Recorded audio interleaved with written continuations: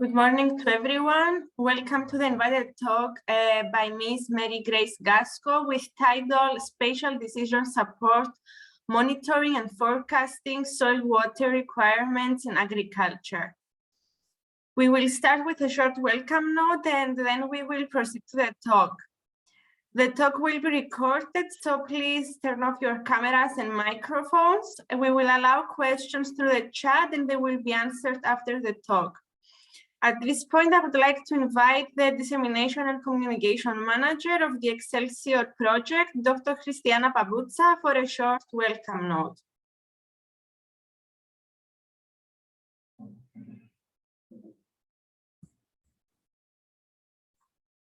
Christiana?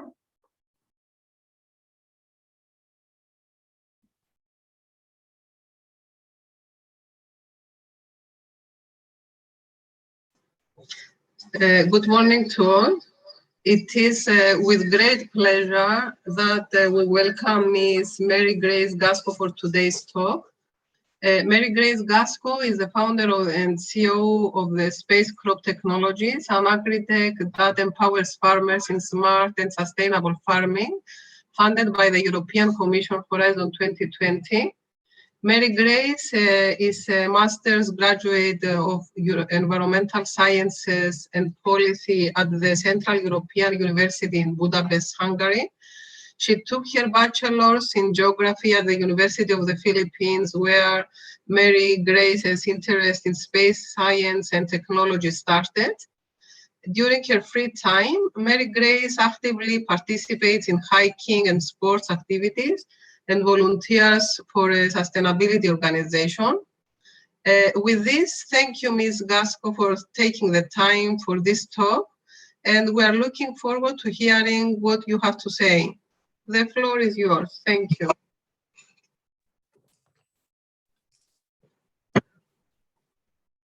Hi, Eleni and Christiana. It's a great pleasure to be presenting our ongoing research study at SpaceCrop Technologies, and I'm really excited also to learn in our course of discussions with our esteemed colleagues here who are attending the session.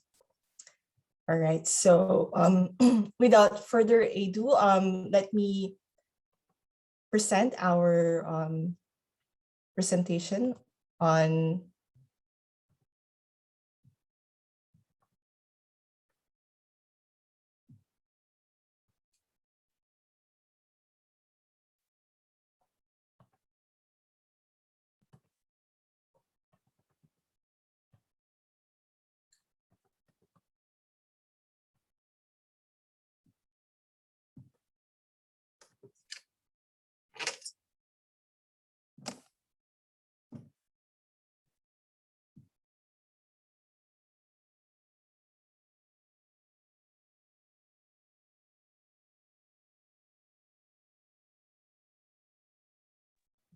spatial decision support tool for forecasting soil water requirements in agriculture. So can everyone see my presentation now?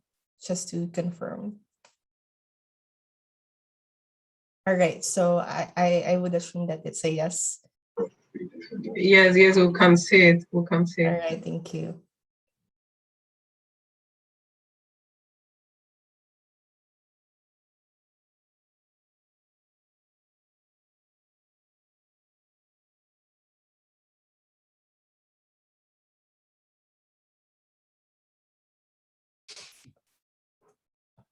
I think there are some technical difficulties. I don't know how to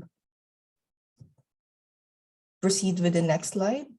Can anyone help me with the presentation? What is the issue? It looks like I could not proceed with the next slide. Do you want to stop sharing and start sharing again? Yes, please. Thank you. Okay.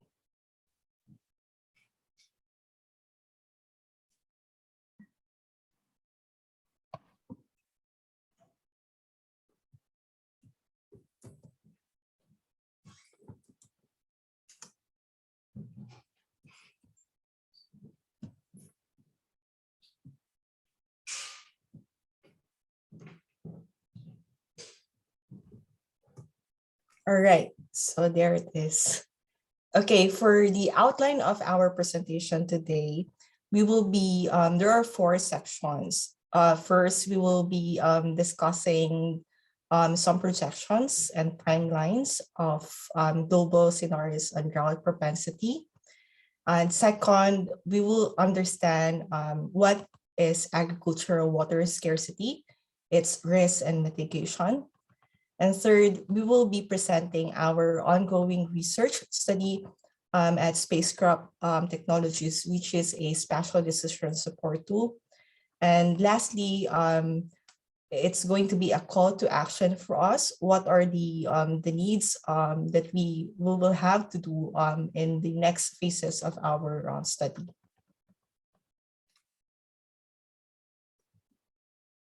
All right, so before we proceed with other technical stuff, let's do our definitions first. So what is drought? Drought, as defined by a research study, drought is a deficiency of precipitation over an extended time period, which results in water shortage for various activities, groups, or environmental sectors. We can see in the illustration a farmer planting rice during a drought condition in a farm in China.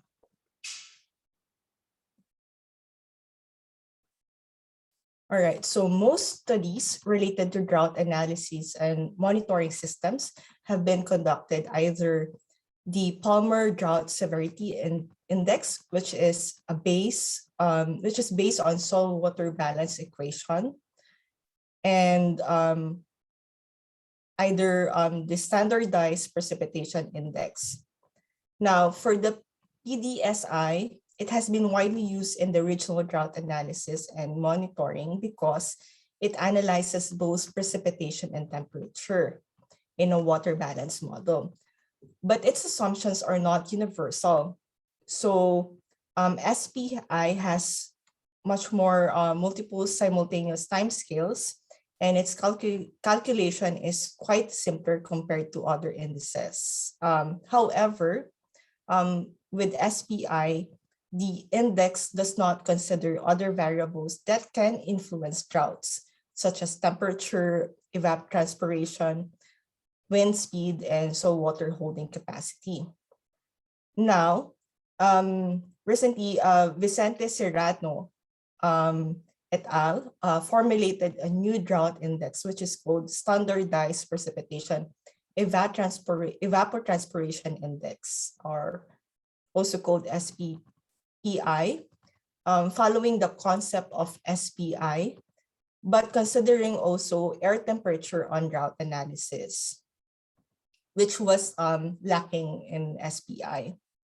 The Multitemporal Climatic Index is more sensitive, that responds to the changes in evaporative demand, which is assumed to be caused by temperature fluctuations and trends.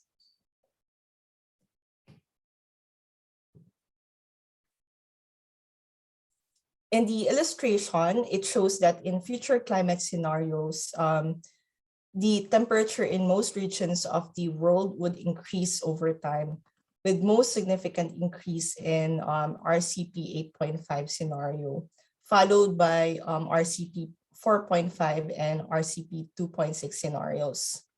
So it only says that significantly the trend is increasing in terms of temperature detected in northwest of North America, Central and Southeast of Africa, and Southeast of Asia in RCP 2.6 scenario. Then the surface temperature in almost all land would increase significantly, both in RCP 4.5 and RCP 8.5 scenarios. So here we are looking at an increase in temperature over decades of time.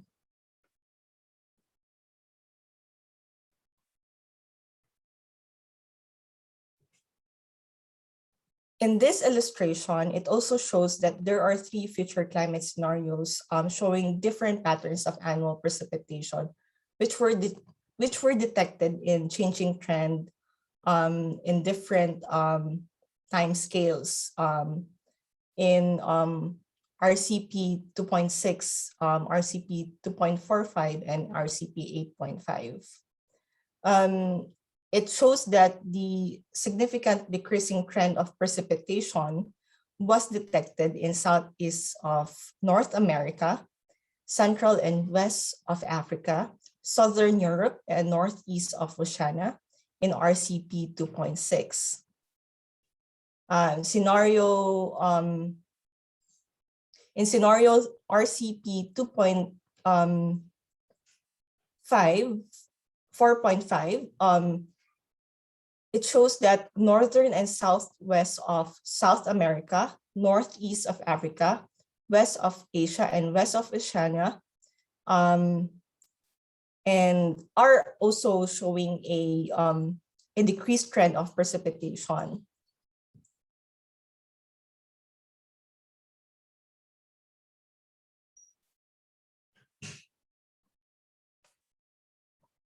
Now, let's proceed with water scarcity. So what is water scarcity?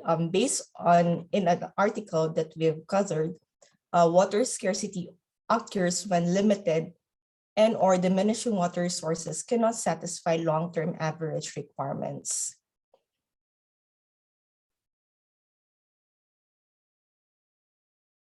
Now, we are moving to defining what are the subsectors of water scarcity. As we know that water scarcity can have impacts in different sectors, such as agriculture. So in a research study that we've gathered, agriculture economic water scarcity is defined as a lack of irrigation due to limited institutional and economic capacity instead of hydrological constraints. But what are the physical conditions that would be considered and arrive to agriculture economic water scarcity in a certain area of interest or region? It says that agriculture economic water scarcity have two influencing factors called green water scarcity, which is a condition in which the rainfall regime is unable to meet the crop water requirements. And the other one is the blue water scarcity, which occurs in croplands facing GWS if the available renewable blue water resources are not sufficient to meet the irrigation water requirements.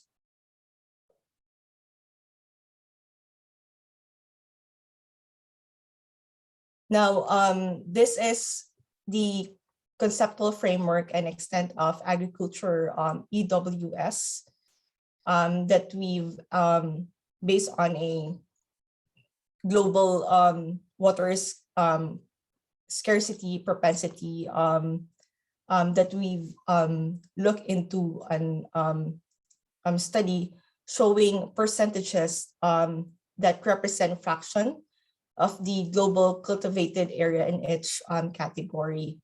The shades indicate croplands affected by blue water scarcity or BWS that can be sustainably irrigated with deficit irrigation.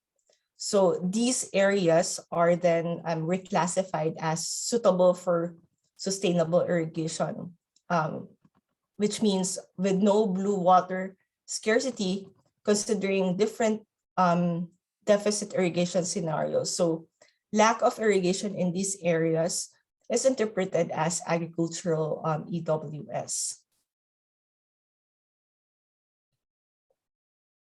Now, there are current approaches to mitigate agriculture EWS by soil moisture monitoring. Based on what we have gathered so far, there are 4 research or survey categories. One is smart monitoring that uses IoT sensors for EWS to assess quality of water, air, and radiation. There's another one also, which is called modern sensors. There are numerous applications in agriculture and remote sensing, which is being widely used in different countries around the world. And the other one, which is much more of like methodology called Internet of Things, or IoT, which allows devices across a farm to measure all kinds of data remotely and provide information to the farmer in real time. When we say in real time, that can be considered as nowcasting. Now, satellite data and AI is considered as one of the sophisticated approaches in soil moisture monitoring nowadays, with the application of artificial intelligence. It estimates soil moisture continuously over large areas, which is much more, a lot easier and much easily scalable in many, in different geographic areas.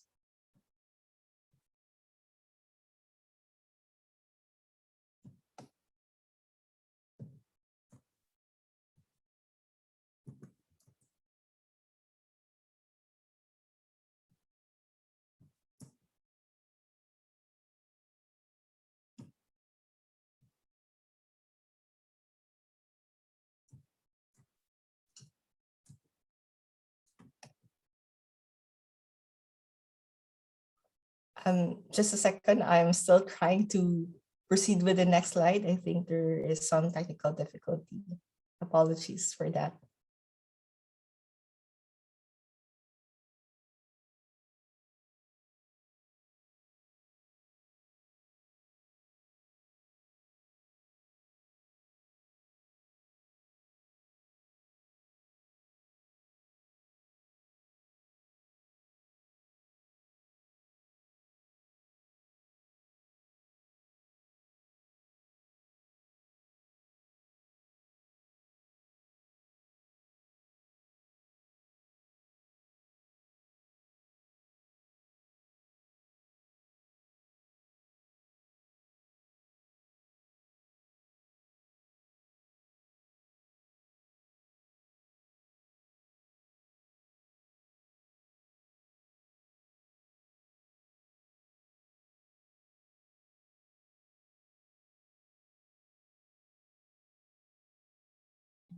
Please unmute.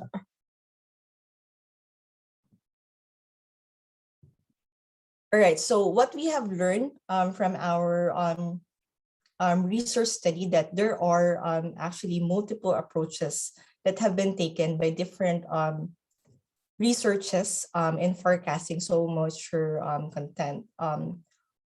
One is using meteorological data, which is commonly used in different researches.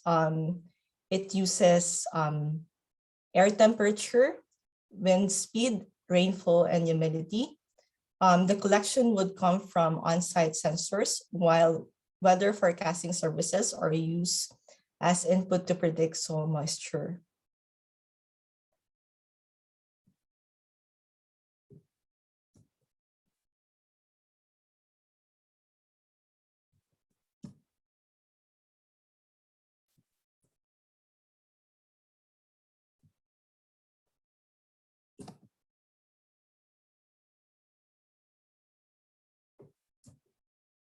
Okay. Okay, so the other approach would be measuring thermal properties in the soil. It uses soil temperature, conductivity, thermal, and heat capacity. So usually there are on-site sensors used to measure these properties and soil moisture to estimate based on inputs from the ground.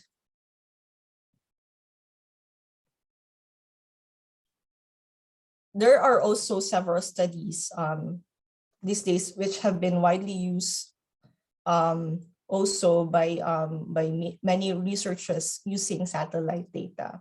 So they use spectral bands and location data.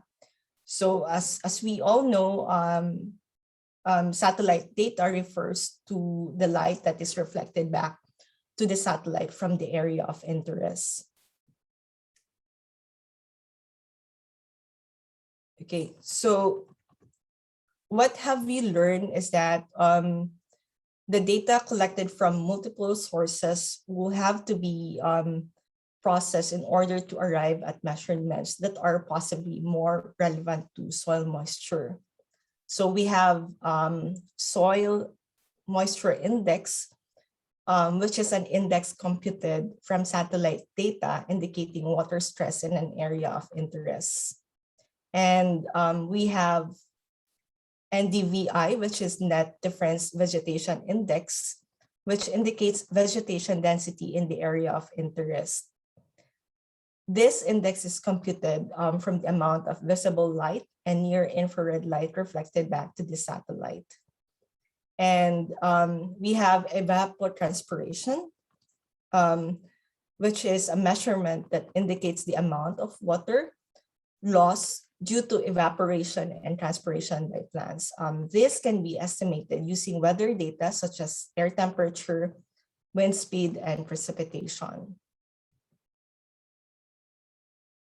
So for SpaceCrop, we are developing a spatial model to identify soil moisture stress in agricultural areas, which would have productive and business potential for supporting crop health monitoring of private farmers who are our potential customers, maximizing the use of freely available multispectral data from the European Space Agency's Copernicus program, specifically from Sentinel-2. We can develop spatial analysis and image classification to detect possible areas that are experiencing soil moisture stress at 10 meter by 10 meter pixel resolution. Sentinel-2 has the multispectral imager system we call MSI that provides 13 spectral bands from 10 to 16 meter pixel size.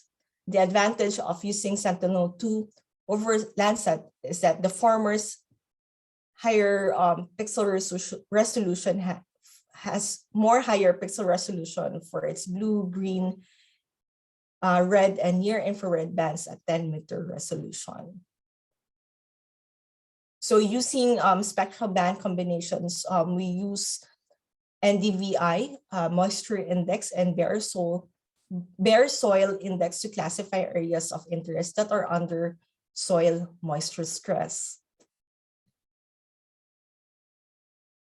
The first band combination that we used for this project was the natural color of the red, green, blue combination.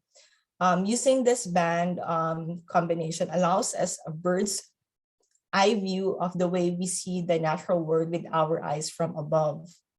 It reflects color as we see it, and different shades of blue for water bodies, green for vegetation, in a view of colors for built areas in gray, brown, black, and white. This band combination allows us to inspect our region of interest. In this case, our spatial analysis, which is our sample data set, is centered on the periphery of Budapest, Hungary. The next band combination we used was the false color infrared combination. This band combination allows us to distinguish between healthy and unhealthy vegetation. The darker the red, the better its health-reflecting chlorophyll. Meanwhile, urban areas are reflected white, as you can see in the illustration. For our case study, the agricultural band combination is of particular use for our spatial analysis and modeling. This band combination uses the shortwave infrared, visible near infrared, and blue band which is mostly used to monitor the health of crops where dense vegetation appears as dark green.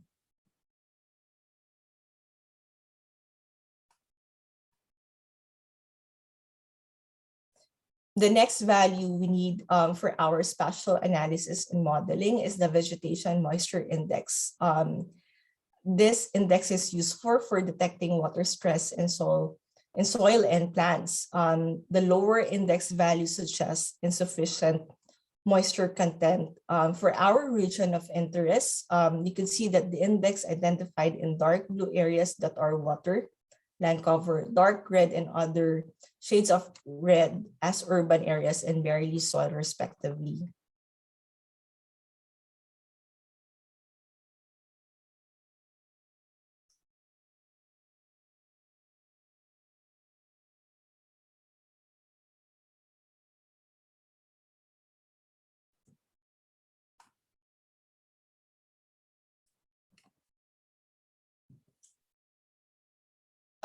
Meanwhile, in yellow to orange, pixel values identified areas that in transition to have low vegetation moisture values.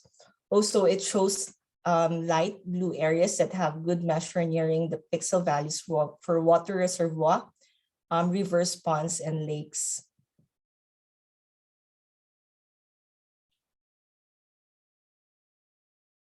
So basically, this illustration quantifies vegetation per pixel. The higher the values such as dense vegetation.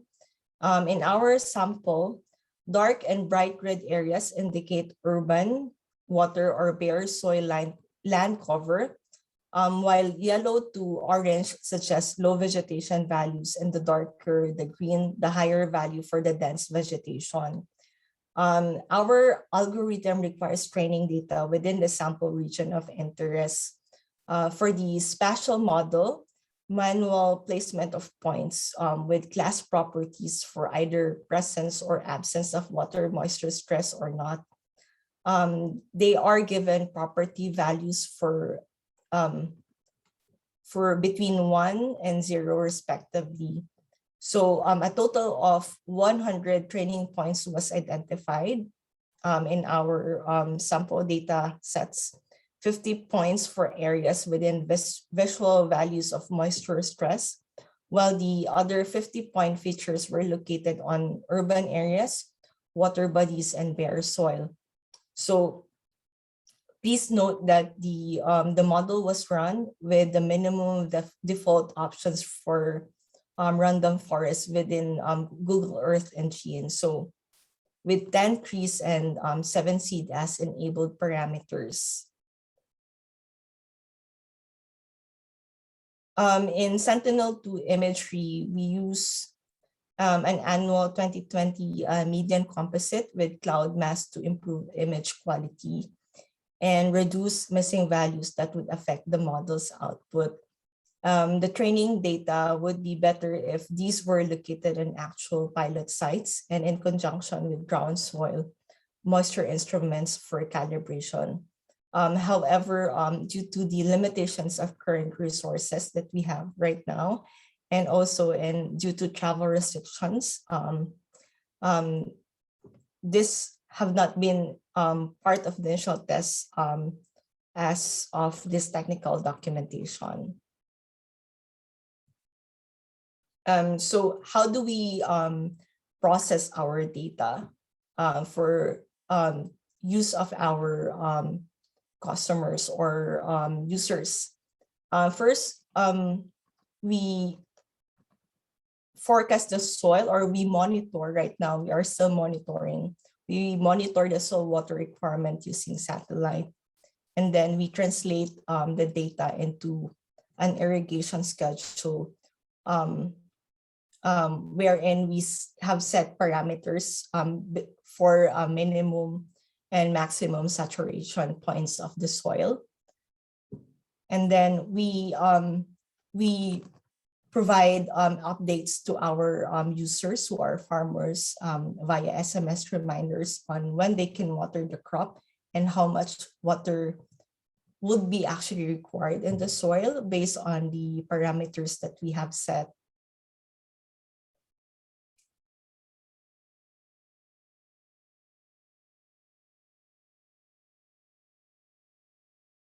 So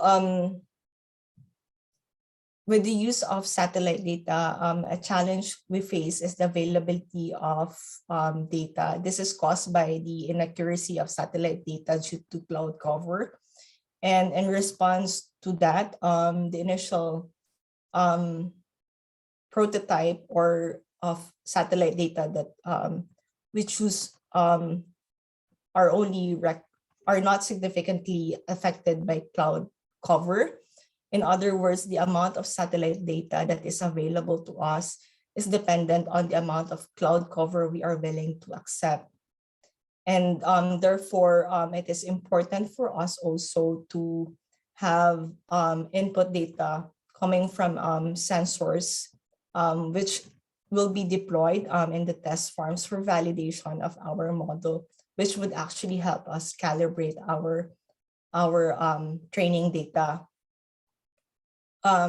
which would require a lot of assessment in the test fields. For example, determining which sensor is appropriate to use based on type of soil, land area, crops, and among others. So moving forward, what we need to work on further is the capacity to forecast the indices that we use and that we mentioned earlier, which in turn would allow us to forecast areas of interest that will be under soil moisture stress. Right now, what we are doing is basically monitoring. We can inform our farms or farmers that, hey, this area is under soil moisture stress based on the maximum and minimum parameters that we have set for soil moisture requirements. What we are looking forward to do in the future is to be able to forecast the soil moisture requirements based on the historical data input that we have gathered from these test farms.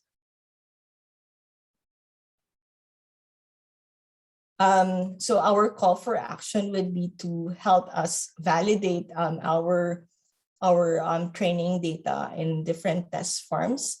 And we are looking for collaborators to partner with us to supplement with the availability of data and technology transfer in the test farms. So if you have any interest in our ongoing research study, please feel free to send us an email at spacecroptech@gmail.com.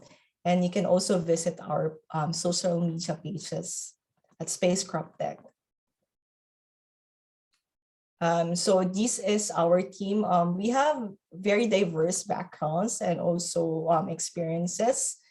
And hopefully by 2030, we would be able to actually gather 1 million test farms to be able to make our model and training data more robust and also our forecasting more accurate and reliable. Thank you.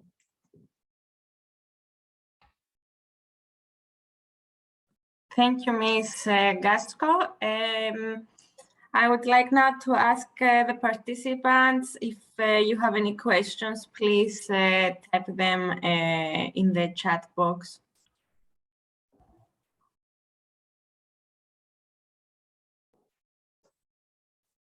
Let's give some time for any questions. So I would just also like to say that we are very open to any recommendations to expand our data sets and also to improve our model. So we would appreciate any recommendations from technical experts from this field.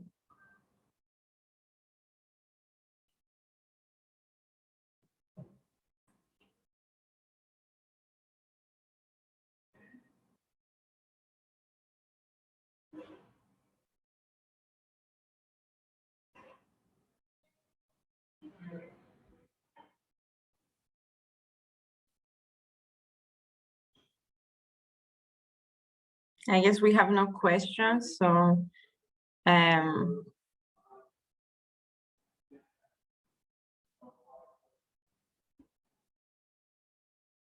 I think if anyone wants to ask something, maybe they can also contact you through your website or your contact details, right? Right. So we are. Okay, we have one question from our project coordinator, Professor Hajimitsis, please. Congratulations for the excellent presentation. Only one question. You mentioned that you use NDVI and bare soil index. Why do you use any other vegetation indices, for example, simple ratio indices, or you didn't use SAVI just to understand, for example, the lack of vegetation on the reverse way? Can you please elaborate a little bit on this? We use NDVI over other soil moisture monitoring model because it's based on the available data that we have. Mainly right now, we are collecting satellite data from Sentinel-2 and Landsat. And also NDVI is much more, as you said, so that's our option for that would be based on the available data that we have on hand when we were actually developing the prototype. Yeah, and you mentioned bare soil index. Why you didn't use soil index, for example? Because I saw a lot of critical assessment in the literature of using modified bare soil index or a simple soil index. Is there any feedback on this, or you use direct the bare soil index as the formula? You didn't use the modified bare soil index, for example. For the bare soil index, we would. It's more of a conceptual framework rather than because we are still in the testing process. So we need to understand how the bare soil index would actually have impact on the other indices that we use, such as NDVI. So we need to look into that as to how these indices would actually help us arrive to our objective to forecast the soil water requirements. But but we will take into that question. Thank you. Okay. Thank you. Do we have any other questions?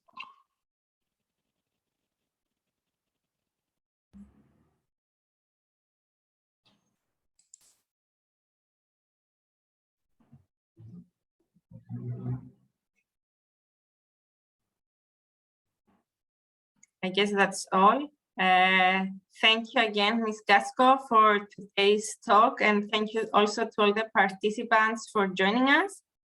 We will be sharing the recorded video with you later on today or tomorrow, and you will be informed shortly about our upcoming invited talk via email. Thanks again, everyone, for joining us, and enjoy the rest of the day. Thank you.